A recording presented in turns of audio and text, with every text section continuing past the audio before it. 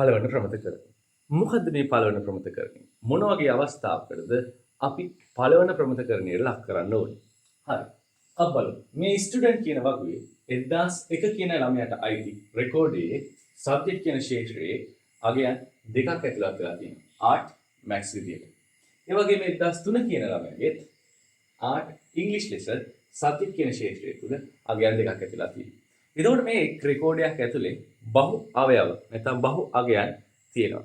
මෙන්න මේ අවස්ථාව නැති කරලා අපි එක් රෙකෝඩයක් තුළ එක් අගයක් පමණක් පවතින අවස්ථාවකට නැත්නම් ඇටොමික් වැලියුස් එකක් තියෙන තත්ත්වයට පත් කරාම තමයි ඒ වගුව පළවෙනි ප්‍රමතකරණයට ලක් වෙන්නේ. එතකොට කොහොමද මේ බහු අවයව තියෙන එක අයින් කරලා පළවෙනි ප්‍රමතකරණයට ලක් කරන්නේ? මෙන්න මේ විදිහට. අපි 1001 කියන ළමයාව රෙකෝඩ්ස් දෙකකට ලියනවා. 1001කින් ආර්ට් ලෙසක් 1001කින් මැත්ස් ලෙසක්. ඒ ආකාරයටම අපි 1003 කියන ළමයාගේ දත්ත ටිකත් ඇතුල් කරනවා.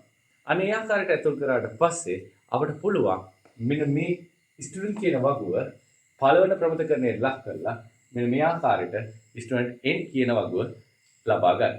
එතකොට මේ වගුවේ ඒ විතරක් මදි පළවෙනි ප්‍රමතකරණයේ තියෙනවා කියලා කියන්නේ.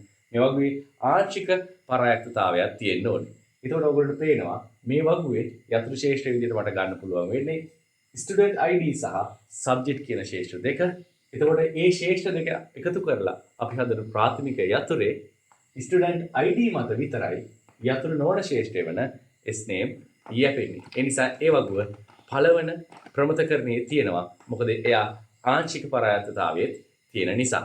ආංශික පරායක්තතාව කියන එක දන්නේ නැත්නම් අපේ ආංශික පරායක්තතාව වීඩියෝ එක බලන්න.